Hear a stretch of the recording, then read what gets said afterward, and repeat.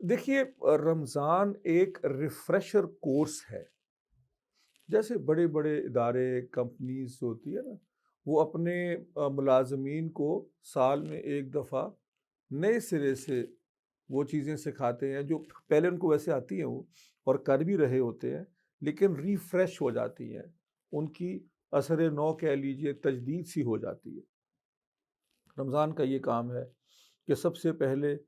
تو قرآن مجید، اللہ تعالیٰ کا پیغام، اللہ تعالیٰ کا محبت نامہ، انسان کے نام، اللہ تعالیٰ کی طرف سے مکمل انسٹرکشنز مینول کو الحمد سے لے کے الناس تک پورا ایک دفعے تازہ ہو کے پڑھ لیا جائے، اس پہ غور کیا جائے، تفکر کیا جائے، اور یہ ایک مہینہ پورا ایسے گزارا جائے۔ دوسری چیز جو کہ روزے کے ذریعے سے ہم پہلے بات بھی کر چکے ہیں کہ ڈی ٹاکس کرنا، پاکیزگی، تقوی اختیار کرنے کا موقع ہوتا ہے، اور ان سارے کاموں کے ذریعے سے اس ریفریشر کورس، قرآن کا ریفریشر کورس، جسمانی، روحانی،